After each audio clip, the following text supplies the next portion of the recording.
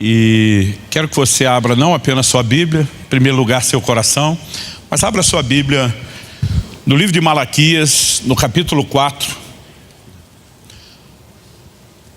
E nós vamos ler juntos os versículos 5 e 6.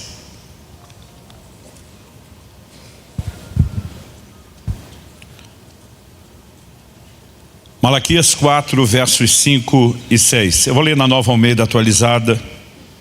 O texto diz assim: eis que eu lhes enviarei o profeta Elias, antes que venha o grande e terrível dia do Senhor. Ele converterá o coração dos pais aos seus filhos, e o coração dos filhos aos seus pais, para que eu não venha e castigue a terra com maldição. Interessante observar que esse texto, que nós podemos chamar de a última porção do Antigo Testamento, ele é na verdade o que merece a classificação de uma profecia messiânica. O verso 1 do capítulo 4 de Malaquias diz: pois eis que vem o dia queimando como fornalha, né? Que dia é esse? Nós vemos no verso 5: antes que venha o grande e terrível dia do Senhor. A expressão dia do Senhor, seja no Antigo ou no Novo Testamento, sempre é uma referência ao advento da vinda de Cristo. Normalmente aponta para a sua segunda vinda, hoje que já entendemos o propósito da primeira ter se cumprido e a importância do seu retorno nos desdobramentos do plano de Deus e da redenção. Mas no verso 2, o texto diz: para vocês que temem o meu nome, nascerá o sol da justiça, trazendo salvação nas suas asas. Outras versões dizem: trazendo a cura em suas asas. E aqui nós entendemos obviamente que o Senhor estava falando da vinda de Cristo, e que o ministério de Cristo seria precedido por um precursor que prepararia o seu caminho, como todos os outros textos, né, como profecias claras do livro de Isaías testificam que aconteceria. Quando João Batista aparece como precursor de Cristo, preparando a sua chegada, há referências a ele, feita pelo próprio Cristo, como sendo ele o Elias que haveria de vir. Ou seja, ele é o cumprimento dessa promessa. O ministério de Elias trouxe um profundo arrependimento à nação de Israel nos seus dias. Nós vemos como uma nação que havia se inclinado à idolatria, né? De repente se curva depois daquele evento no Monte Carmelo, onde Deus responde com fogo do céu o sacrifício de Elias, e o povo cai de joelhos gritando: só o Senhor é Deus. Um nível profundo de arrependimento e de retorno do coração do povo para Deus. E assim aparece João Batista, a quem Cristo se refere como sendo, né, o Elias que havia de vir, a quem o anjo, quando comunica a Zacarias, seu pai, o nascimento de João Batista, diz que ele viria no espírito e no poder de Elias. Então essa declaração de um Elias que viria diz respeito à preparação de Cristo. No entanto, nós precisamos entender que várias profecias na Bíblia, elas têm o que nós chamamos de cumprimento replicado. Por exemplo, Joel capítulo 2, nos versos 28 e 29, diz: e acontecerá depois disso, diz o Senhor, que derramarei do meu espírito sobre toda a carne, vossos filhos e vossas filhas profetizarão, vossos jovens terão visões, sonharão os vossos velhos, até sobre os servos e servas derramarei do meu espírito naqueles dias e profetizarão. Em Atos, no capítulo 2, a partir do verso 16, diante do que acontece no dia de Pentecoste, o povo cheio do Espírito Santo, falando em línguas, uma multidão atônita presenciando aquilo que está acontecendo, Pedro se levanta e diz: esses homens não estão embriagados como vocês acham, sendo ainda 9 horas da manhã. Mas ele diz assim: isso é o que foi dito pelo profeta Joel. Joel tinha dito que acontecerá depois. O depois é, essa parte da profecia não é para a nossa geração, a geração dos dias de Joel. É algo que vai acontecer lá na frente. E Pedro reivindica o cumprimento da profecia de Joel, dizendo: o que está acontecendo aqui é o que ele falou. Mas Pedro faz uma mudança, porque enquanto Joel diz: e acontecerá depois, Pedro se levanta e diz: e acontecerá nos últimos dias, diz Deus, que derramarei do meu espírito. Pedro não está dizendo que os últimos dias eram os dias que ele estava vivendo. Pedro está dizendo que o cumprimento que eles viram naquele momento, no início da era da igreja, teria cumprimento replicado no tempo do fim. Como sabemos disso? Ele cita parte da profecia de Joel que não se cumpriu no dia de Pentecostes. O sol se converterá em trevas, a lua em sangue, antes que venha o grande e terrível dia do Senhor. aqui o grande e terrível dia do Senhor é uma referência ao advento do retorno de Cristo, quando teremos a consumação da redenção. O próprio Jesus fala isso, o Evangelho de Mateus registra, o livro de Apocalipse também sinaliza que parte do que antecede a vinda de Cristo é o sol escurecer, a lua se transformar em sangue. Então nós estamos aguardando essas coisas, e quando elas acontecerem, haverá um cumprimento replicado dessa profecia. Quando eu olho para o livro de Malaquias e para essa declaração profética, para essa profecia que classificamos de messiânica, que diz respeito a Cristo, não creio que ela fala só da primeira vinda de Jesus.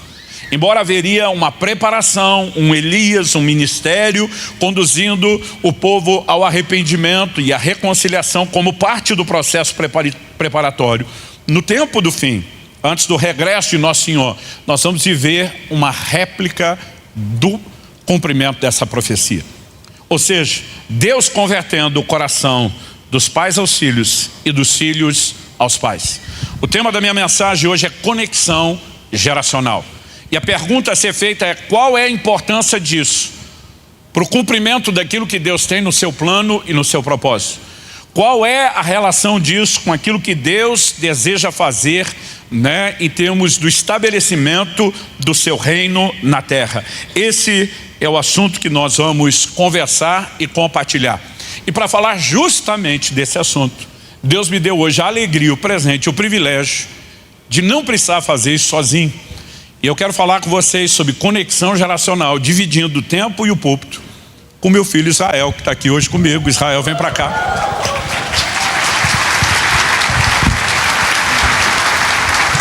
Bom, já faz uma aplicação prática até do que a gente vai falar hoje. Exatamente. Maravilha, vamos lá.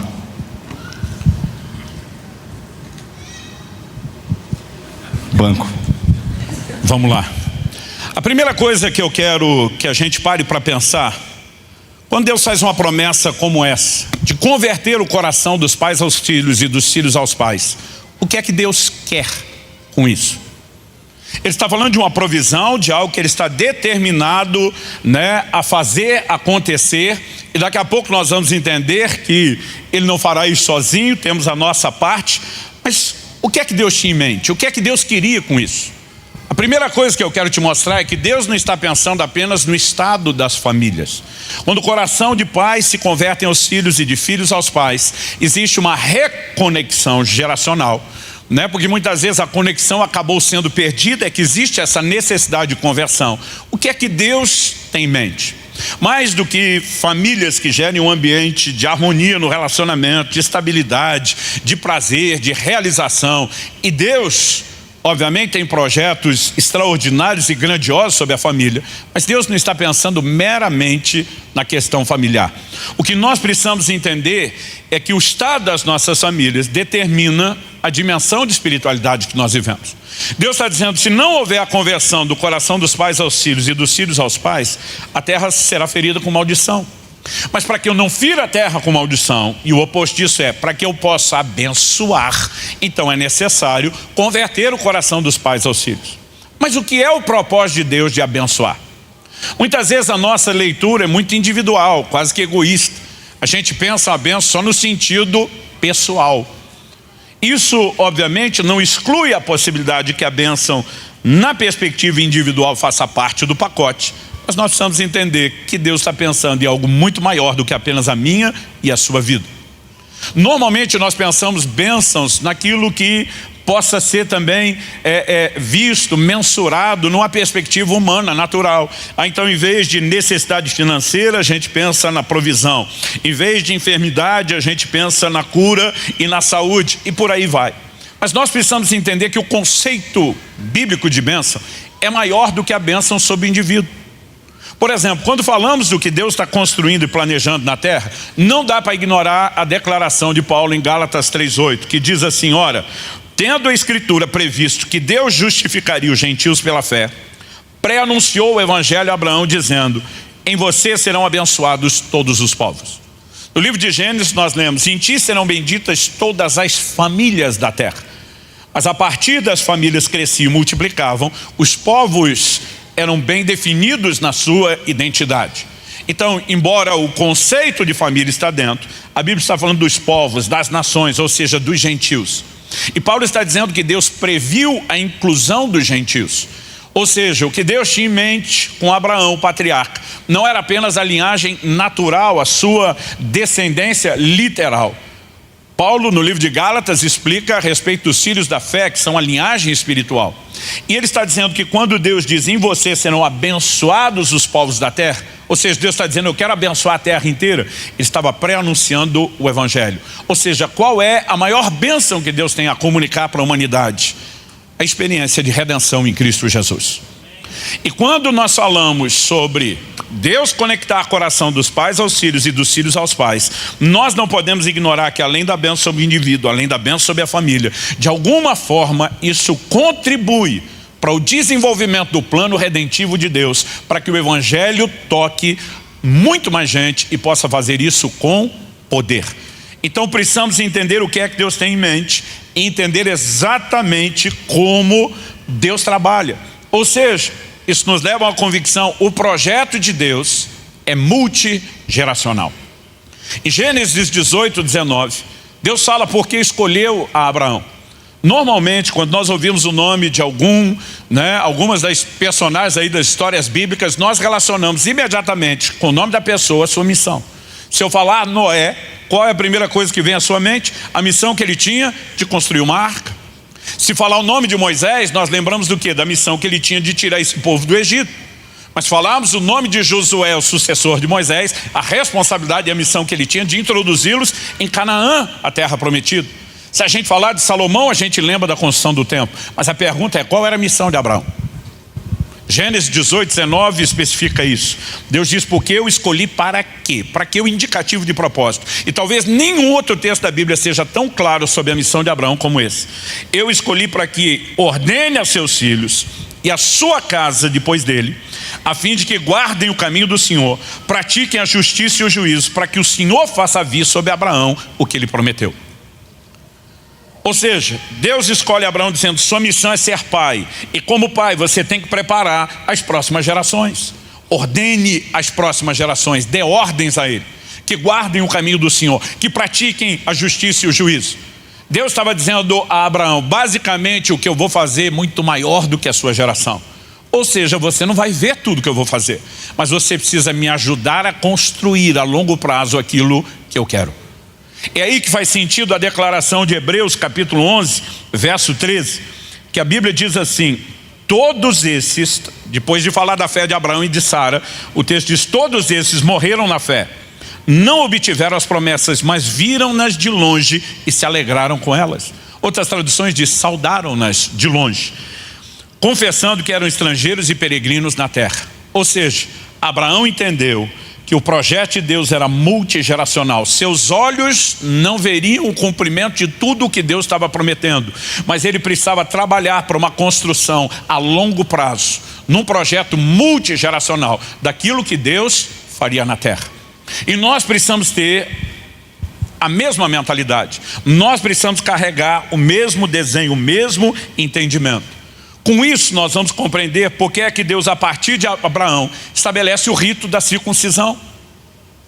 Eu sei que nós agora estou falando para os homens, para os machos, não gostamos de ler na Bíblia sobre circuncisão. Porque, gente, o sistema era bruto. Para quem não sabe o que é circuncisão, é o equivalente hoje à cirurgia de fimose. Era o corte, do prepúcio, a carne excedente do pênis, o órgão reprodutor masculino. Os povos antigos do Oriente, antes mesmo da formação do povo hebreu, tinham uma consciência de que o mais sagrado nível de aliança era aquela que envolvia derramamento de sangue. E Deus estava dizendo, vocês vão carregar o sinal da aliança comigo. Era um profundo nível de compromisso, irreversível, um compromisso sagrado, mais alto, elevado e sagrado nível de compromisso, de aliança sendo firmado. Mas o interessante é que Deus não propôs só a ideia de uma aliança firmada com derramamento de sangue, o que obviamente dava um nível de compromisso diferenciado. Deus determina a Abraão, você tem que circuncidar os seus filhos. Todo homem vai circuncidar o filho nascido em sua casa ao 8º dia de vida. E quando eu digo que o sistema era bruto, gente, na época não tinha bisturi. Deus diz para Josué, faze facas de pederneira. Pederneira é pedra. O instrumento de cirurgia era a pedra afiada. E quando nós, os homens, estamos lendo a Bíblia, a gente vai se encolhendo inteiro, imaginando quem é que vai dar o golpe, qual a precisão dele. Mas a questão não era só a falta de bisturi. Eles não tinham asepsia, eles não tinham anestésico, não tinham analgésico, não tinha anti-inflamatório nem antibiótico. Ou seja, qual era o resultado daquela cirurgia de um sistema bruto como aquele? Uma inflamação e um processo doloroso. Gênesis 34 fala que Simeão e Levi, filhos de Jacó, reagindo ao fato que Diná, a única filha de Jacó, irmã deles, ter sido violentada quando eles estão morando em Siquém, leva eles a planejar com astúcia um ato de vingança. E eles propõem para os homens de Siquém o seguinte: se vocês não se considerarem, nós não podemos entregar nossa filha em casamento. Então vocês têm que ter o rito que nossa família guarda e preserva. E a Bíblia diz que quando os homens fizeram isso, a Bíblia diz assim: no terceiro dia, no auge da dor. Essa é a descrição bíblica. Porque depois todos se circuncidaram no terceiro dia, todo mundo sofrendo com o processo anti-inflamatório. Simeão e Levi, 2 homens apenas, passam a mão espadas e saem executando todos os homens de Siquém, porque eles estão incapazes de reagir. Quando a gente lê isso, a gente pensa, o negócio é ruim, e a gente dá graças a Deus que em Romanos 2, 28, 29, Paulo diz que a circuncisão hoje é no coração e não na carne. A gente diz aleluia, estamos livres. Embora hoje o sistema não seria tão bruto. Mas o que a gente perde é a beleza da mensagem. Qual é a beleza da mensagem? Deus está dizendo: todo pai que firmou uma aliança comigo é responsável por comunicar a aliança para a próxima geração. E ele não apenas circuncidava o filho, dizendo: a aliança passa de mim, o pai, para você, o filho. Onde a marca, o sinal da aliança era colocado no órgão reprodutor. Então o pai estava dizendo: eu não apenas transmiti a você a aliança que eu tenho com Deus, mas eu estou preparando você, garoto, quando você crescer e chegar a hora de usar o seu órgão reprodutor, você carrega ali um lembrete de que a aliança que minha geração comunicou para a sua, você terá que comunicar para a próxima. O que é que Deus estava dizendo? Que nós precisamos ter uma mentalidade de continuidade geracional. Não estou falando de um fato, até porque as palavras proféticas nos levam em outra direção. Jesus fala que a igreja vai cumprir a sua missão, vai entregar os frutos. Ele diz que ele está edificando a sua igreja, as portas do inferno não prevalecerão contra ela. Então, não importa as circunstâncias que a gente enfrenta, a gente tem sempre, não é apenas uma esperança, é uma certeza. A igreja será vencedora no seu projeto e no seu propósito. Você pode dizer amém? Mas, estatisticamente falando, só em termos de probabilidade, alguém disse que nós estamos sempre a uma geração da extinção da fé. Porque se uma geração falha em comunicar e transmitir algo à próxima, obviamente nós teremos problemas. Embora na perspectiva profética a gente saiba que Deus sempre tem um remanescente, sempre há 7.000 que não dobraram os seus joelhos diante de Baal. Nós precisamos entender essa responsabilidade de um projeto envolvendo o evangelho que é multigeracional. A Europa viveu avivamentos extraordinários, mas ao longo dos séculos um grande retrocesso na fé. O mesmo processo tem acontecido com os Estados Unidos, que espalhou em tempos recentes o evangelho para o mundo como talvez nenhuma outra nação. Provavelmente a que mais enviou missionários. Mas hoje, quando você pega a maioria das igrejas, a foco de avivamento e de resistência, eles não estão conseguindo preservar nem estatística de reprodução. Ou seja, além da igreja não crescer, eles não estão conseguindo manter nem o número dos filhos que são gerados ali dentro do evangelho. Ou seja, o resultado é trágico, caótico.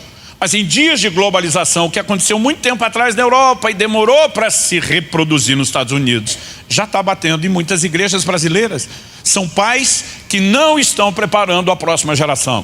E muitas vezes não é por falta de boa vontade, é por não entenderem um problema sério que gera desconexão geracional. Então nós precisamos entender o que Deus tem em mente e aonde Ele quer nos levar. E eu acho que está mais do que na hora de você falar. Então vamos lá. Próxima geração.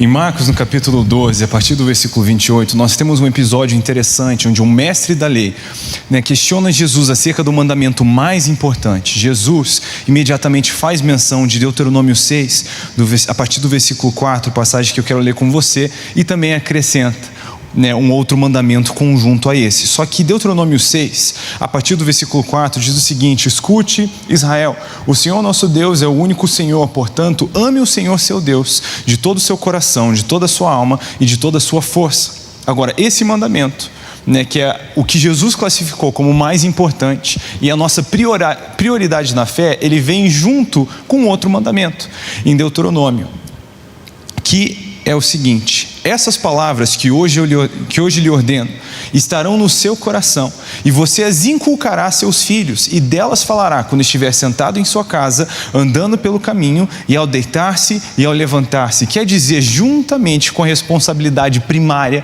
básica de amar ao Senhor de todo o coração, alma e força, havia uma responsabilidade de transmitir isso aos filhos.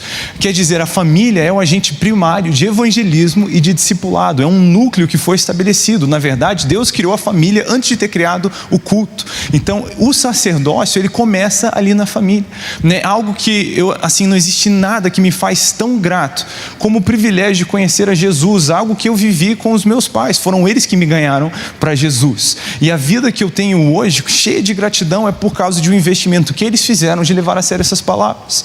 Quando talvez você não teve pais que seguiam a Jesus, mas hoje tem filhos e os instrui no caminho do Senhor, e eu tenho certeza que você olha para eles, mesmo os novos, tendo suas experiências com Deus, você pensa, cara, como eu queria ter começado mais cedo, que coisa boa. E a gente olha para o tipo de bênção, o tipo de fruto que isso atrai, e a gente percebe que de fato esse é o projeto de Deus, vontade que Ele tem para todas as famílias, porque não é só algo que nós experimentamos nos conectando com Ele, mas até a nossa experiência como família, ela é remetida, ela ganha significado em Deus. Quer dizer, onde eu tenho o meu exemplo de paternidade é no Pai, o meu Pai que está no céu, né? Como eu entendo, como eu devo amar e servir um cônjuge, filhos, tudo isso está no Senhor. Então a nossa experiência de família, ela é um núcleo muito importante para a vontade de Deus acontecer aqui na terra e a gente andar no reino. Mas essa responsabilidade de evangelizar e discipular é algo que é tão bom você experimentar isso no lar. Glória a Deus por toda outra fonte de evangelismo e discipulado, mas esse ambiente onde você tem essa conexão segura, com proteção, é um ambiente tão propício para que isso aconteça, para que a mensagem do reino seja inculcada, quer dizer, entrar na cabeça, né? As conversas que eu tive com os meus pais desde pequeno entraram no meu coração, e a minha fome por Jesus foi despertada não somente na conversa, mas no exemplo deles, sabe? Eles foram muito sábios em transmitir isso, em mostrar que era algo verdadeiro. Eu me recordo assim tão claro, o meu pai falando para mim, às vezes puxando orelhas: filho, você não pode fazer isso porque a Bíblia diz isso. Mas do mesmo jeito, às vezes ele sentava e dizia: filho, eu preciso te pedir perdão porque eu fiz isso e a Bíblia diz que eu devia ter feito isso. Então eu via que não era uma tentativa de controlar, havia um senhorio legítimo sobre as nossas vidas, e ele respondia para o livro também. Então foi algo tão legal, e eu pude conhecer a Deus dentro de casa. Não foi a experiência que o meu avô teve, né? Ele perdeu o pai muito cedo, acho até que o pai vai contar um pouquinho sobre isso, mas ele decidiu que os filhos dele teriam uma experiência diferente. Então ele conduziu o meu pai, né, ao Senhor. E aí você pensa na bola de neve que isso vira, né? Porque meu pai e os irmãos, crendo em Jesus, depois transmitiram isso aos filhos, e aquele evangelismo vira uma bola de neve. Hoje, só da parte do Juarez já deu umas 15 pessoas, mas vai continuar se perpetuando para as próximas gerações. Quer dizer, hoje, as mesmas conversas que eu tinha quando eu era pequeno, ali no colo dos meus pais, lendo Bíblia de criança, hoje eu tenho com minha filha de 2 aninhos, né? Ela senta no meu colo, nós lemos livros ilustrados que falam da narrativa de redenção, o projeto de Deus desde lá de trás, e gente, ela vai absorvendo, ela vai já pegando tudo isso. É impressionante o como faz parte das nossas conversas, sabe? Tudo que a gente vive falando sobre Jesus, ela ouve, ela absorve. Outro dia, a gente estava na rua, eu e ela, e eu fui conversar com um morador de rua, e na hora que eu comecei a falar de Jesus, ela já pegou o tom da conversa, olhou para ele e falou: Jesus ama você. 2 aninhos. Gente, o moço derreteu, começou a chorar, eu comecei a chorar, e Deus estava movendo ali, a menina passou na minha frente, sabe? Outro dia, eu estava orando com as pessoas, ela veio, já colocou a mãozinha, e eu olhava ela falando, eu falava: eu preciso ver o que ela está dizendo. Aí eu cheguei pertinho dela, ela colocando a mão nas pessoas, na frente, assim, na igreja, né, respondendo a um chamado, a um apelo, e ela falava assim, orações bem simples: Jesus, fala com o moço, amém. Eu olhando, gente, 2 anos, assim, a menina já está absorvendo essa cultura, e é um privilégio. Gente, eu me sinto privilegiado. Não tem nada que os meus pais fizeram ou possam fazer por mim que vai me trazer mais gratidão do que o fato de que eles me apresentaram a Jesus, onde eu encontrei a minha identidade e a minha eternidade. E hoje é uma alegria para mim reproduzir isso na vida dos meus filhos, os seus netos, e com isso eu te devolvo a peteca. Eu muitas vezes fico me questionando porque crianças pequenas, filhos de alguns pais cristãos, não têm curiosidade pelas coisas da Bíblia. Provavelmente porque não ouviu os pais falar. Porque quando se cresce nesse ambiente, a gente fala e ministra o tempo todo, né? É impossível que isso não aconteça. Quando a Alissa tinha uns 3 anos de idade, acho que foi a primeira vez que ela fez uma viagem de avião, e a Kelly fez questão de colocá-la na janela, e ela ficava olhando, procurando alguma coisa. Uma hora ela diz: mãe, cadê? Cadê o quê, filha? Cadê Jesus? Porque, tipo assim, nós estamos no céu. Dizem que Jesus está no céu e até agora eu não vi Jesus. Né? Porque assim, a cabeça dele sempre será remetida à curiosidade das coisas que a gente fala. Então nós precisamos falar. Bom, se em primeiro lugar destacamos o que é que Deus quer com isso, e obviamente é o projeto de estabelecimento do seu reino, e não apenas uma vida familiar estável, o que já seria algo maravilhoso, mas está mais para efeito colateral do que para propósito.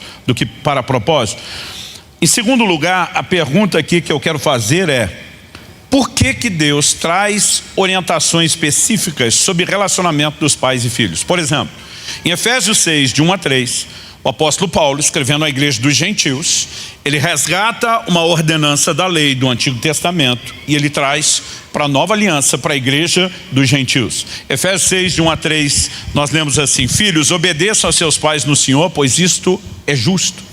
E aí ele vai citar um dos 10 mandamentos: honre o seu pai e a sua mãe, que é o primeiro mandamento com promessa, para que tudo corra bem com você e você tenha uma longa vida sobre a terra. Em primeiro lugar, quando pensamos que é mandamento, mandamento é obrigação. E se eu e você obedecemos o mandamento, a gente não fez mais do que obrigação. Aliás, em Lucas 17, Jesus fala isso, sobre servos que depois de fazer tudo que foi mandado, deveria dizer: somos servos inúteis, fizemos só o que tinha que ser feito, ou seja, não fizemos mais do que obrigação.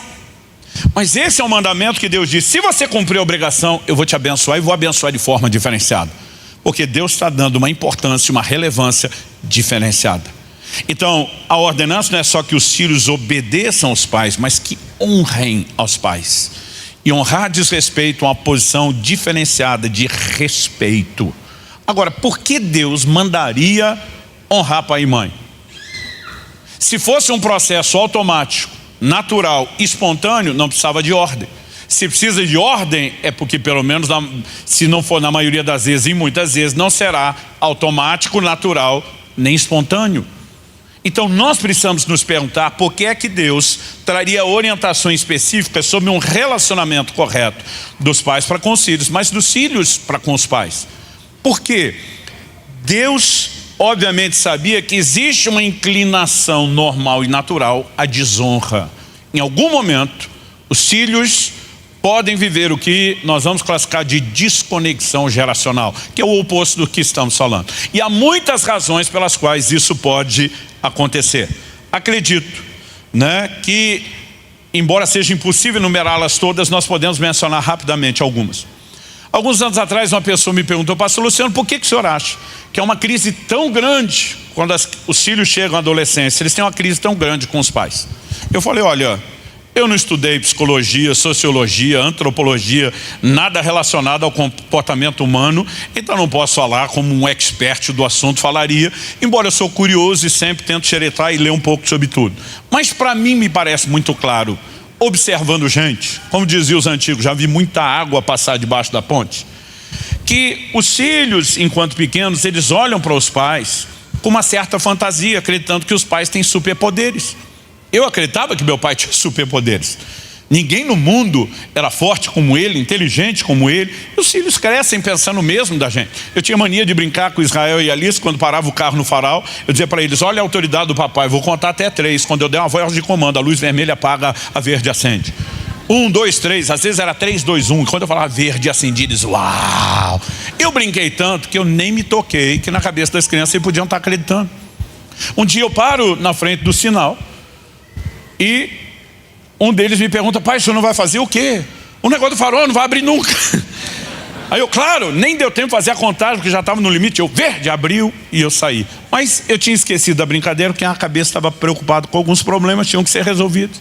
E tão logo o sinal abriu, eu voltei para as minhas preocupações. Um deles pergunta no banco de trás: pai, como é que o senhor consegue? O quê? Fazer o sinal abrir. Eu O pai não faz o sinal abrir, o pai fica olhando o sinal do lado, quando aquele fecha, sabe que vai abrir, e a hora que eu vi, eu tinha entregado o ouro. Gente, eu não vou esquecer a cara de decepção dos dois. Eu não lembro exatamente quem perguntou, sou Israel, Alice, imagino talvez Israel, que é 3 anos mais velho, quer dizer que o senhor não tem superpoderes? Não, nunca tive superpoderes, era uma brincadeira. E todo mundo vai passar por aquela crise onde descobre que se papai e mamãe tinham alguma coisa de super-herói, o que a gente está descobrindo agora é a criptonita deles. Porque quando a criança sai da fase da fantasia, da inocência, da ingenuidade, e começa a entender o funcionamento do mundo e das coisas, eles descobrem que papai e mamãe não eram tudo o que eles imaginaram. Começam a descobrir determinadas falhas, porque nenhum de nós é perfeito. E há uma inclinação a quando essa constatação começa a acontecer, de que haja uma desconexão e de que o respeito e a admiração passe a ser fragmentado. Some-se a isso outros desafios, como a diferença de maturidade. Uma geração anterior já viveu e passou por experiência que a geração nova não passou. Meu pai repetiu uma frase que na época eu não gostava muito, mas hoje eu me vejo às vezes falando a mesma coisa. Ele dizia: meu filho, na escola da vida o castigo vem antes da lição. Primeiro você apanha, depois aprende. Porque, em outras palavras, está dizendo: eu estou tentando explicar para você o que você não precisa passar, porque eu já aprendi apanhando. Mas você acha que é mais esperto, que entende melhor as coisas e vai ter que apanhar como eu apanhei para aprender. Em muitas coisas foi exatamente isso que teve que acontecer. Por exemplo, nós saímos com os amigos, andávamos em bando, andávamos muitas distâncias a pé. Não sei se era falta de dinheiro, se era época, se era falta de transporte, se era soma de tudo, mas a gente andava muito a pé. E dependendo das distâncias de alguns quilômetros, às vezes a gente pegava umas vias expressas, umas rodovias, né? Às vezes era a linha do trem. E meu pai o tempo todo dizendo: cuidado, cuidado. E na minha cabeça, esses velhos têm a mania de conspiração. Tudo de ruim vai acontecer. Porque os mais novos são ingênuos, eles não veem perigo. Meu pai dizia: rodovia não é para andar a pé, não é para o pedestre. Nós estamos no acostamento, o carro anda do lado de lá. Mas se ele precisar, uma tragédia pode acontecer. E na minha cabeça, papai era exagerado. Até um dia que um carro tem um problema sério, precisa ir para o acostamento e atropela um amigo meu, não do grupo que nós estávamos andando. Veio a óbito imediato. E de repente você fala: bom, pode ser que às vezes aconteça, mas na sua cabeça você ainda está pensando: é exceção e não é regra. Porque são níveis diferentes de avaliação das coisas. Eu saía andar com os amigos de bicicleta e meu pai o tempo todo dizia: cuidado com a psicologia de grupo. Psicologia de grupo é: vocês estão entretidos uns com os outros e esquece de vigiar o trânsito.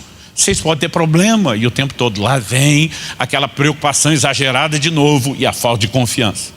Mas quando meu filho, que cresceu andando de skate nas ruas de Curitiba, saía com os amigos, eu dizia para ele: cuidado com a psicologia de grupo. Porque você simplesmente muda de lugar, e quando muda de lugar, muda a perspectiva. Os maduros são mais racionais, os mais jovens são mais emocionais, e as linguagens às vezes não são efetivas. Eu lembro de uns anos atrás ter encontrado um amigo que começou o ministério junto comigo, em termos de idade, não necessariamente trabalhando junto. E ele falou: ô Subirá, você lembra quando nós era garoto, rapaz, pregando a palavra de Deus, cheio de paixão, vigor, a gente era imparável. Eu falei: é verdade. Ele disse: isso é muita bobagem também. Eu falei: é verdade. Ele falou: velho, a gente tinha um gás, uma energia, um pique, mas não tinha sabedoria, não tinha maturidade, não tinha experiência. Eu só estou concordando. É verdade. Ele falou: mas hoje você não sente que agora sim a gente tem sabedoria, maturidade, experiência? Eu digo: é verdade. Ele diz: mas agora não nos falta um pouco do vigor da juventude? Eu digo: é verdade. Ele falou: Subirá, tem alguma coisa errada com isso, porque quando a gente tinha pique, não tinha a boa capacidade de administrar todo o vigor e energia, mas agora que nós temos a capacidade de administrar, não temos mais o vigor. Ele disse: tem que ter alguma coisa errada nisso. Falei: eu acho que eu sei o que está errado. Ele falou: o quê? Eu falei: é que nós sempre tivemos um entendimento equivocado de trabalhar sozinho. Eu falei: se quando nós éramos garotos, com toda aquela energia, a gente sujeitasse isso à sabedoria dos mais velhos e dessemos as mãos a uma geração que veio antes de nós, a gente não teria errado tanto quanto errou. Porque, como dizia a antiga propaganda da Pirelli, tentando vender pneus, potência sem controle não é nada. Um carro pode ter um torque enorme, se tiver pneu bom, sai da estrada. E nós, como jovens, nos perdemos na curva muitas vezes. Mas agora que a gente tem a sabedoria, nós precisamos entender que podemos fazer com a nova geração o que não fizemos com a anterior. Dar as mãos e unimos nossa sabedoria ao vigor de uma nova geração. Deus nunca quis gerações trabalhando desconectadas. Quem está entendendo? Então, quando começamos a pensar nisso, sem contar, gente, falando desses desafios de conexão, a noção de tempo. Uma criança, a espera é algo terrível, insuportável. Eu lembro de uma noite que eu tive a notícia que no dia seguinte eu ganhei um cachorro, não dormia. Aquela noite era uma eternidade, ela não passava, porque a gente tem uma ansiedade, tudo é muito emocional. E a noção de tempo. Porque quando eu tinha 5 anos de idade, 1 ano era 1/5 da minha vida. Mas hoje que eu tenho 50, o mesmo ano com a mesma quantidade dos 365 dias, ele é 1/50 da minha vida. Ou seja, proporcionalmente, aquilo é menor, com tantos anos rodados. É mais fácil olhar e dizer, só falta 1 ano. Para uma criança não é assim. E muitas vezes, porque nós não conseguimos transpor os desafios de linguagem, nós vamos tendo muita dificuldade. Então, Deus diz para Abraão, você tem que ordenar a sua casa. Pais que não são firmes em estabelecer princípios não vão preparar a próxima geração. Mas se eu e você formos firmes demais, sem conseguir conectar, nós também perdemos a tentativa. Então qual é a forma correta? Meus filhos cresceram com uma regra que era a regra da nossa casa. Nunca botei a regra para a igreja, nem para os nossos pastores, nem para ninguém. Embora muitas vezes eu dizia, isso não é regra, mas eu espero que o bom senso possa ser compreendido e quem sabe imitado. Então eu falei para meus filhos, nenhum de vocês pode namorar antes dos 18 anos de idade. Um dia um irmão da igreja soube e me questionou, onde é que está na Bíblia que tem idade para namorar? Falei, a Bíblia manda os filhos obedecer aos pais. Se fosse para obedecer só Deus, não precisava obedecer aos pais. Então tem regra que Deus não botou que o pai pode colocar. Falei, onde é que está na Bíblia que seus filhos têm que voltar até as 11, como você mandou? Falei, mas você botou uma regra e espera que ela seja obedecida e agora você vem relativizar a minha. Então, eu falei, deixa eu te explicar o que eu expliquei para meus filhos várias vezes. Eu dizia, filhos, papai e mamãe não quer cercear vocês. Papai e mamãe quer proteger e preparar vocês. O casamento, depois da decisão de vocês por Jesus, é a decisão mais séria da vida. Não se brinca com isso, não se volta atrás. Então o casamento não é só uma união de pessoas, ele deveria também ser uma união de propósitos. Mas se vocês no início da adolescência não entenderam nem o propósito e vão tomar uma decisão de escolha para um parceiro por resto da vida, baseado numa bomba hormonal que vocês se tornaram, não é sábio, não é inteligente. Então precisa ter calma, não pode ter pressa. E eu dizia, o fato de não poder namorar antes dos 18 não quer dizer que tem que começar aos 18. Significa que esse é o prazo mínimo. Então a gente trabalhava de uma forma a não deixar de ser firme quanto à regra, mas comunicá-la da forma menos hostil possível. Quem vai falar sobre isso agora é meu filho, que hoje também é pai e tem o mesmo desafio. Vamos lá, vamos continuar o texto. Efésios 6, do versículo 4. A detalhe, minha neta só depois dos 38 para namorar. E vocês, pais, não provoquem os seus filhos a ira, mas tratem de criá-los na disciplina e admoestação do Senhor. Esse é um versículo que os filhos gostam, né? Era um dos meus prediletos. Olha só. Eu não tinha coragem de jogar na cara do meu pai, mas joguei na cara da minha mãe, que era mais mole. Mais soft que ele, não que ela fosse mole. Olha só, mas qual a natureza... Te amo, mãe. Qual a natureza da advertência? Irritar os filhos, provocá-los a ira, no caso aqui, atrapalha qual fim? De criá-los na disciplina e esse entendimento no Senhor. Então, a gente tem que ter uma sabedoria para fazer essa conexão, estabelecer essa via onde comunicação acontece bem, porque senão, tentando fazer a coisa certa, se a gente faz do jeito errado, a gente acaba perdendo os nossos filhos também.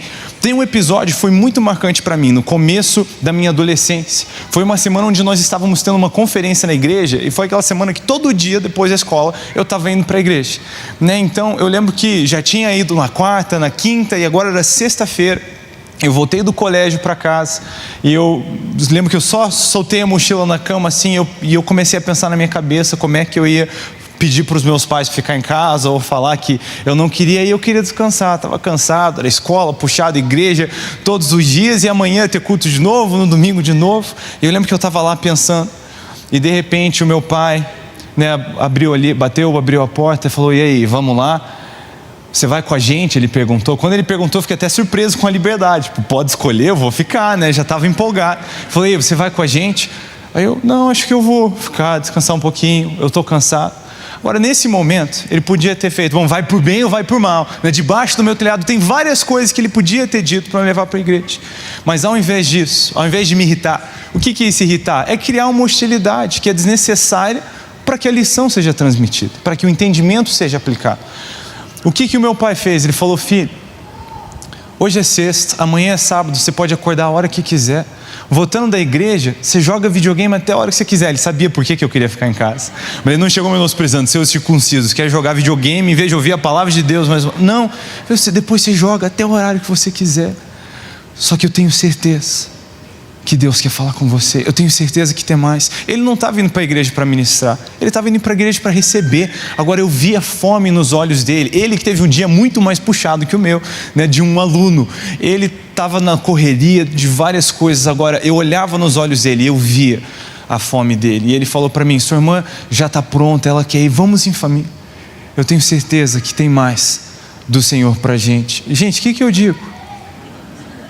Ele mexeu comigo, a fome dele mexeu comigo. E eu lembro que eu decidi ir para a igreja, obviamente. E aquilo me impactou de uma maneira que, gente, de verdade, até hoje, tem dia que estou numa correria da igreja e eu penso, cara, estou com vontade de não. E eu lembro desse dia. E eu penso, tem mais em Deus. Eu tenho certeza que Deus quer falar comigo. Quer dizer, o homem não só me levou para a igreja aquela vez como adolescente. Até hoje tem dia que eu vou mais uma reunião, mais um culto, debaixo desse mesmo entendimento. Sabe, porque eu vi o meu pai indo com fome para a igreja naquele dia para receber mais um. Ele também ia todo dia. Ele também estava na correria.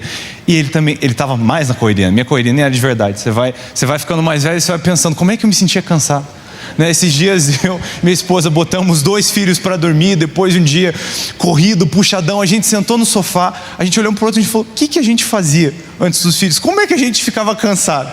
Não, a dinâmica mudou tanto, mas nós precisamos agir com sabedoria. Sabe, às vezes se a gente simplesmente faz as coisas na má, aquilo funciona por um tempo, mas um dia seus filhos vão sair da sua casa. Quem que vai forçar eles então? Não só precisamos dar peixe aos filhos, precisamos ensinar eles a pescar, né? Minha mãe, com tantas vezes, agiu com tanta sabedoria, tanta paciência na fase dos porquês, né? Não é legal assistir isso. Por quê? Porque não, porque eu estou falando, não. Porque isso aqui fere tal princípio. E a cultura do nosso reino, da nossa família é diferente. Tá, entendi. Eu não só... Então não assisti o que não podia assistir, eu entendi o porquê. Isso foi me ensinando um filtro para o futuro, você está entendendo? Nós precisamos ter essa paciência. Sabe, hoje eu vejo minha filha também na fase do porquê. Ela, isso não pode. Ela, por quê? E aí nós sentamos, conversamos, e ela pequenininha já vem absorvendo. Às vezes a gente precisa ter esse cuidado, um mandamento bíblico de não aborrecer os nossos filhos. Sabe, por mais que a nossa função seja ensiná-los e não simplesmente ser legal, a gente precisa entender que tem horas que ser legal ajuda, não atrapalha. E tem horas que não ser legal atrapalha. Então a gente precisa ter esse entendimento, algo que meus pais fizeram com sabedoria e eu espero reproduzir na vida dos meus filhos. Mas a gente precisa entender que um dia eles vão estar na deles e vão precisar fazer essas decisões por si só, e não só isso, um dia transmitir isso aos seus filhos. Então precisamos da graça e do auxílio do Senhor para fazer isso, né? Fazer a coisa certa do jeito certo. Eu achei muito interessante, enquanto a gente conversava sobre o que compartilhar, esse insight que o Israel teve. Ele falou, pai, não irriteis aos vossos filhos, mas ensine-os na admoestação do Senhor. É um contraste. Falando a linguagem atual, é comunicação não hostil. Precisamos superar esses desafios que geram desencontros geracionais e conseguir nos conectar, né? A geração anterior sempre carrega costumes, valores que são diferentes de uma nova geração que está sendo formada. Antigamente essas mudanças já aconteciam, mas elas eram mais lentas, menos drásticas. Por quê? Depois do advento da comunicação, começa com o rádio, progride para a televisão, né? Por exemplo, meu pai era a geração do rádio. Quando ele conta que a primeira televisão que se via, juntava todos os vizinhos para ver um negócio branco e preto, a gente tinha uma dó de papai, né? Pensando assim, que mundo é esse? Mas eu que era da geração da televisão colorida, já vi meus filhos crescendo, assistindo YouTube, Netflix. As coisas vão mudando. E sabe, eu lembro quando comecei a pregar, ali antes dos 20 anos de idade, meu pai era de uma geração de pregadores que só via em público de terno e gravata. Eu era parte de uma nova safra que vinha de jeans e camisa fora da calça. A gente não mostrar o cinto era a coisa mais absurda que existia, né? Só que 30 anos se passaram e eu continuo vestindo do mesmo jeito. Porque o que era revolucionário na época me conserva o padrão de tiozão hoje. A gente se apega a coisas que nem percebe.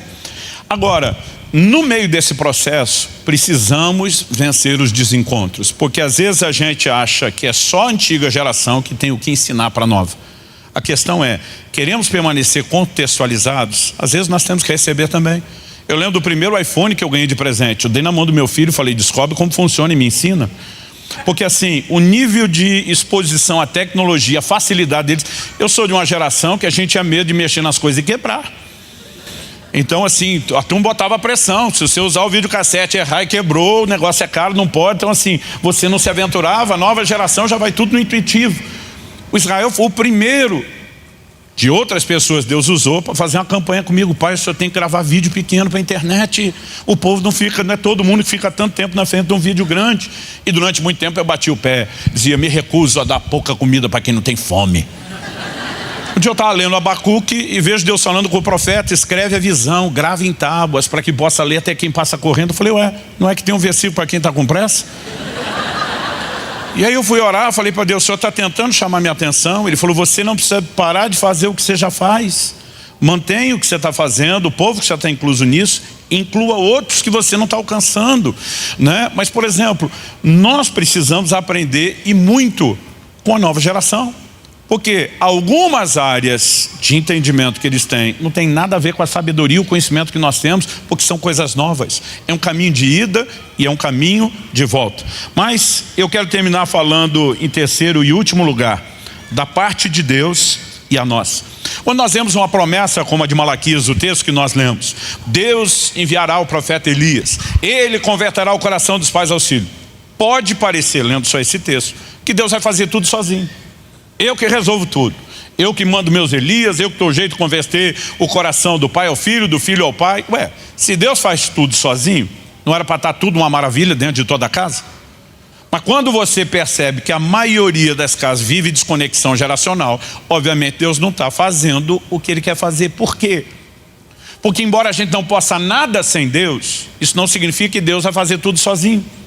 Vamos voltar lá em Abraão, o patriarca, o que nós já mencionamos antes, o texto de Gênesis 18, 19. Deus diz, eu escolhi Abraão para que ordene seus filhos, sua casa é depois dele. O texto termina dizendo, para que eu faça vir sobre Abraão o que eu lhe tenho prometido. Qual era a promessa?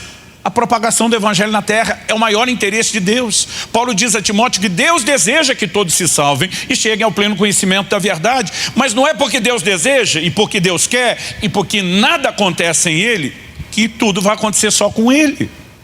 Deus está dizendo, eu escolhi Abraão para fazer a parte dele, porque se Abraão não fizer a parte dele, eu não posso fazer a minha. Então a gente sem Deus, com o perdão da palavra, estamos lascados. Mas Deus sem a gente também não vai fazer tudo.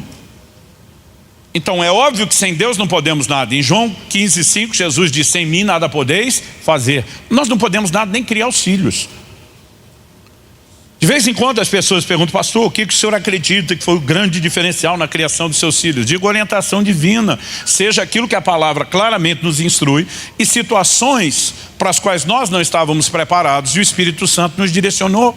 Nós precisamos de Deus. Eu ainda era solteiro, eu recebi uma palavra profética, eu passei a contar mais esse testemunho, depois Kelly e eu escrevemos nosso livro sobre criação de filhos, como flechas. Eu era solteiro e um homem de Deus me deu uma palavra profética. Esse cara disse, ei, você já é casado? Eu falei, ainda não. Ele falou, mas eu tenho uma palavra de Deus que não é para agora, é para quando você for. Quando você já estiver casado e o seu primeiro filho nascer, e esse menino tiver com 2 anos e meio de idade, mais ou menos, você vai viver uma situação assim, assim, assado. Ele descreveu os detalhes. Ele disse, se nesse dia você agir da forma errada, que é essa, explicou qual. Ele falou, o coração seu e do seu filho vão pegar caminhos diferentes, vão se desligar. Não vai parecer tão forte no início, mas lá na frente é que nem a abertura do ângulo, vocês vão ficar muito distantes um do outro. Mas se você agir da forma certa, que é essa, ele deu detalhes. Ele diz, você vai ver algo sobrenatural e o coração de vocês vai se ligar nesse dia. A única coisa que eu conseguia pensar é, até isso acontecer, se é que vai acontecer, eu já nem me lembro. Porque ainda era solteiro, eu casei 1 ano depois. O Israel nasceu 2 anos e meio depois do casamento. Ou seja, quando ele nasceu já tinha passado 3 anos e meio a palavra profética. E o homem de Deus disse que é quando ele tivesse 2 anos e meio de idade, ou seja, isso aconteceu 6 anos depois. A única coisa que eu conseguia pensar, sem saber quantos anos seria, é, até aconteceu, eu não me lembro. Quando eu pensei isso, o homem de Deus me replicou na hora. porque não podia saber o que eu estava pensando, mas estava falando pelo Espírito Santo, e diz: o Espírito Santo te fará lembrar o que eu estou dizendo. E no dia que aconteceu, e aconteceu o que ele descreveu, eu lembrei, não foi uma lembrança qualquer, foi como se passasse um filme na minha frente, aquele cara me apontando o dedo, falando aquelas coisas todas, e eu percebi não só que estava acontecendo o que foi falado, mas eu pude constatar que eu estava fazendo justamente a coisa errada. E deu tempo de usar aquela palavra de sabedoria, aquela revelação seguida de conselho, para fazer a coisa certa. O Israel era muito pequeno, eu não sei o quanto ele lembra desse episódio, mas para mim, como pai, eu posso testemunhar, foi um dos momentos mais significativos na criação que eu pude exercer em relação a ele. Eu teria feito o papel sem Deus de jeito nenhum. Mas se Deus faz tudo sozinho, por que ele ia me explicar como é que eu tinha que fazer? Então tem a parte de Deus e a nossa. E nesse último terceiro tópico, que é a parte de Deus e a nós, eu creio que nós poderíamos dizer a parte de Deus e as nossas, porque a nossa se subdivide. Para ter conexão geracional, tem a parte dos pais, tem a parte dos filhos. Então a nossa parte tem esses dois lados, mas existem dois ângulos que a gente precisa levar em consideração. O primeiro é a parte de cada geração, para ter a conexão, e o segundo diz respeito a quando agir. Aqui vale lembrar o dito popular, que é bem verdadeiro: é melhor prevenir do que remediar. Tem medidas que aplicamos que são preventivas, fazemos antes para evitar um problema. Tem medidas que aplicamos que são remediativas. Remediar hoje significa consertar, arrumar. Mas a ideia original da palavra era: se você não preveniu e agora está doente, tem que usar o remédio, ou seja, algo que arrume o que não foi prevenido. E eu quero que você tenha em mente as duas coisas, porque alguns de vocês vão estar ouvindo o que nós estamos falando e pensando: eu queria ter ouvido isso há 20, 30 anos atrás, antes de criar meus filhos. E aqui nós precisamos saber como lidar com essas verdades. Um dia eu e o Israel gravamos uma série de vídeos juntos, que foi para o canal dele, sobre legado. Eu falei: pai, eu sinto de Deus, nós precisamos falar disso. Se tivemos uma conversa legal, falando do legado que eu recebi do meu pai, o legado que ele recebeu de mim. E eu lembro que o Israel de olho, a gente avaliando alguns comentários, quando o primeiro ou o segundo dos vídeos da série, acho que eram 3, né, tinha saído. Eu lembro de um comentário de uma pessoa que tem aquele tom que, assim, pro meu temperamento me deixa doido, que é de se vitimizar. Para vocês é fácil falar disso, eu não tive nada disso. Naquele dia eu tomei uma decisão, eu falei: eu vou abrir a história de meu pai. Meu pai não gostava de tornar isso público. Eu pensei: ele já foi para a glória, não sei se vai ter conhecimento, eu vou abrir a história de meu pai. O meu avô paterno, que eu nunca conheci, o pai do meu pai, suicidou-se quando ele tinha 12 ou 13 anos de idade. Meu pai cresceu numa família disfuncional, pensa num lar e numa família bagunçada. Mas quando ele se converteu aos 18 anos de idade, um dos primeiros versículos da Bíblia que ele descobriu está no Salmo 68, acho que é o verso 6. Deus faz com que o solitário habite em família. Meu pai pensou: peraí, se Deus tem um plano para a família, com certeza não é aquela bagunça onde eu cresci. Mas se Deus tem um plano, eu quero viver o plano. E meu pai pensou: se antes de mim, na minha ascendência, na minha linhagem, ninguém viveu, eu tomo a decisão, a partir de mim isso muda. Porque daqui para frente uma nova história será escrita. E meus filhos terão o que eu não tive. E os meus netos terão o que eu não tive. E porque ele tomou a decisão, eu hoje carrego um legado. E meu filho carrega o legado. E agora os meus netos, os bisnetos de meu pai vão poder carregar o legado. Então, se você está ouvindo isso há tempo, se você é um solteiro, alguém recém-casado que não tem filhos ou filhos novos, dá para trabalhar com prevenção. Mas se essa fase passou, nós precisamos entender como remediar. Não importa qual será o nível de ação, algo pode ser feito. E eu te imploro, não se faça de vítima. Tome uma decisão de mudar a sua história a partir de agora e com aquilo que está ao seu alcance. Agora, quando falamos a respeito dessa parte de Deus e a nós, obviamente sem Deus agir, nós não vamos ter nada significativo. Mas mesmo quando Ele age, se nós não interagimos com Ele, Ele não vai poder fazer tudo o que Ele quer. Eu quero dar um breve testemunho aqui. Aos 18 anos de idade, meu coração estava fervendo para Deus. E eu já tinha começado a pregar, já estava envolvido com o ministério. Mas, por exemplo, porque meu pai não teve um relacionamento com o pai dele, nosso relacionamento era muito limitado. Não existia conversa, não existia muito diálogo, não existia planejamento e instruções práticas de vida, a não ser as linhas gerais. Então eu fui desenvolvendo todo o meu entendimento do chamado de Deus, sem consultar meu pai, sem dividir nada com ele, porque nós nunca construímos essas coisas juntos. E de repente, quando Deus realmente me chamou para um desafio de fé, eu meti o pé em tudo. Eu lembro que eu saí de um banco onde tinha uma certa estabilidade, um certo futuro promissor, meti o pé naquilo tudo, falei, vou servir a Deus. Mas fui para um sistema totalmente fora do convencional. Na cabeça do meu pai havia uma alegria, um orgulho de eu atender o chamado para o ministério, mas ele esperava que eu fosse para um seminário, fazer os 4 ou 5 anos de teologia, que de lá eu saísse para assumir uma igreja com salário, para ter condições de suprir e sustentar uma família. Agora ele vê o filho meter o pé em todo o sustento natural, mas ir para o ministério num padrão completamente diferente. Eu não tinha nenhum tipo de ganho fixo. Em momento nenhum eu consultei ele. Porque dentro de casa tinha algumas regras, entre elas, desde que a gente era adolescente, começou a trabalhar, tinha que ajudar em casa, independente da necessidade. Meu pai dizia que era a formação da responsabilidade. Então, quando eu fiz o meu acordo com o banco, no processo de emissão voluntária que eu entrei, eu peguei toda a minha indenização, investi tudo em livro. Antes de escrever meus livros, eu vendia dos outros. Eu sempre acreditei nessa ferramenta. Eu passei um ano vendendo aqueles materiais que eu comprei com muito desconto, à vista, num grande volume, fazendo recurso com aquilo. Eu ajudava mais em casa do que antes, mas eu decidi administrar meu tempo. Eu passava horas trancado em oração, horas estudando a Bíblia, horas estudando os livros, porque eu queria me preparar. Na cabeça de meu pai, eu virei um vagabundo espiritualizado. Ele não olhava para aquilo com orgulho, ele pensava, meu filho não quer mais trabalhar. Eu dizia, pai, eu estou trabalhando de forma inteligente, com menos horas por semana, gerando o recurso que eu preciso, que o senhor precisa, para me preparar para Deus. Se eu tivesse no seminário, eu não ia ter a mesma carga horária de trabalho que eu não. Mas aí estaria no convencional. E nós passamos a ter conflito atrás de conflito e a coisa foi crescendo. Um dia meu pai, querendo assumir as rédeas da situação, falou o negócio seguinte: se você quer morar debaixo do meu teto, são minhas regras, é do meu jeito. Ou você para com essa palhaçada que você está fazendo e vai para o seminário fazer as coisas do meu jeito. Ou se você quer mandar no seu nariz, viver a sua vida, você vai viver do seu jeito fora de casa. Um ignorante do lado e um ignorante do outro. Um teimoso de um lado, um teimoso do outro. Falei, o senhor é inflexível nisso? Ele falou, sou. Falei, pois quero que o senhor saiba que eu também sou inflexível nas minhas escolhas. Ele diz, então, velho, vaza. Eu falei, nós vamos virar inimigo? Ele falou, de jeito nenhum. Estou te dando a oportunidade de ser autônomo, de viver a sua vida. Espero que você nos visite. Mas pega suas coisas e rapa. Peguei minha malinha, comecei a juntar as coisas. Dona Zeni chorando, não, meu filho, não vá. Falei, eu venho visitar a senhora. Papai disse, nós não estamos inimigo, só vou morar em outro lugar. Mal sabia eu o preço da decisão. A casa consegui alugar na quebrada, da quebrada, da quebrada do fim do mundo. A gente tinha dinheiro nem para pôr um chuveiro, era só banho gelado da água que vinha do cano.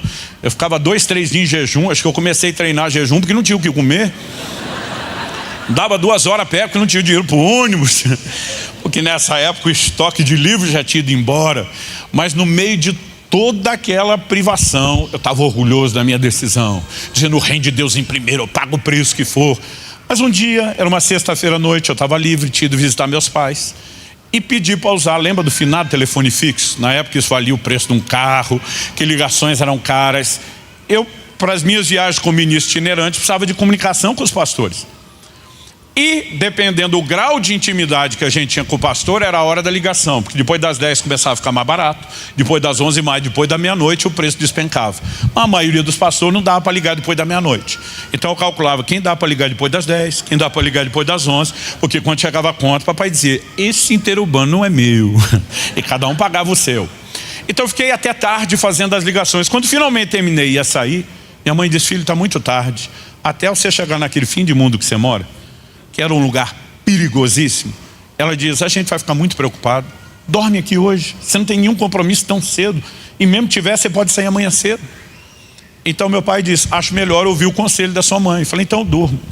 Dormi no quarto que anteriormente era meu, na cama que anteriormente era minha, e acordo de manhã com uma experiência que não explica-se de outra forma, a não ser como algo sobrenatural.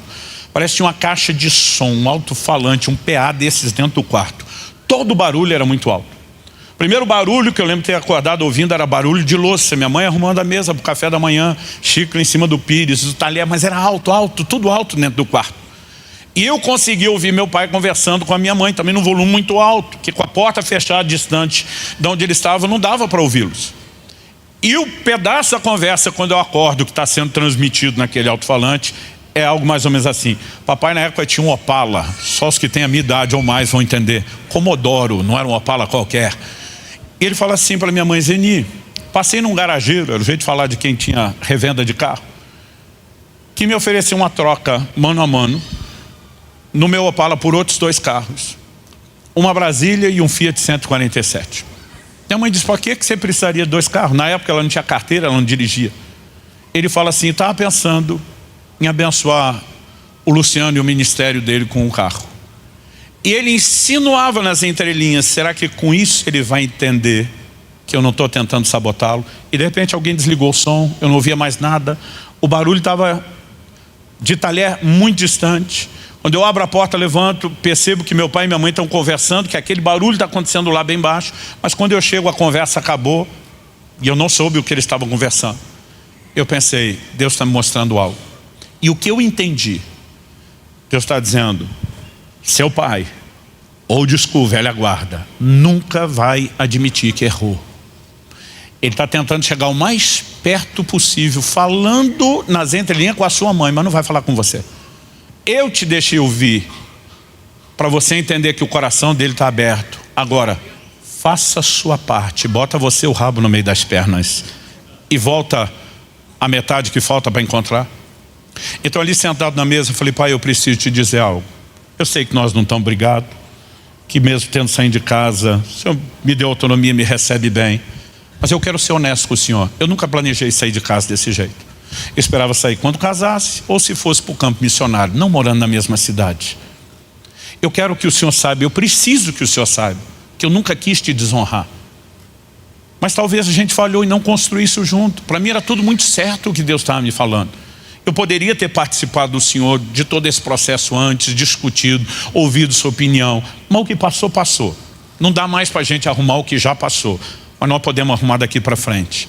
Falei honestamente, eu queria pedir para o senhor algo.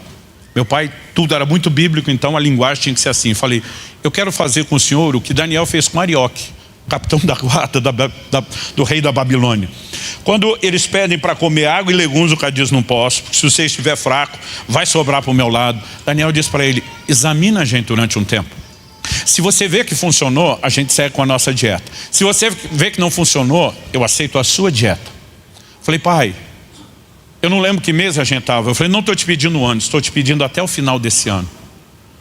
Avalia o que Deus está fazendo na minha vida, no meu ministério. Se no fim do ano o senhor não concordar com esse sistema, eu me submeto ao teu.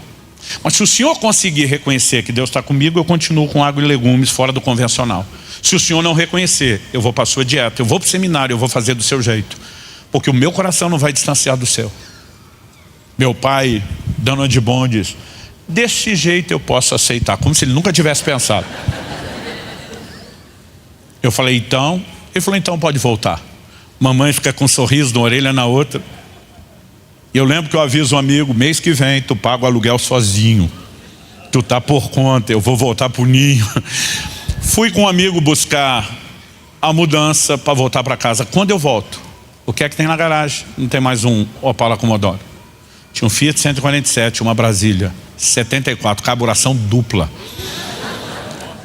ou seja, o devorador, que fazia redemoinho no tanque de tanta gasolina que bebia. Nova geração só conhece geração eletrônica, nem sabe o que é carburador. Mas o Marcelo me implorou, falou: cara, no primeiro culto todo mundo queria saber qual carro ficou para você, a Brasília.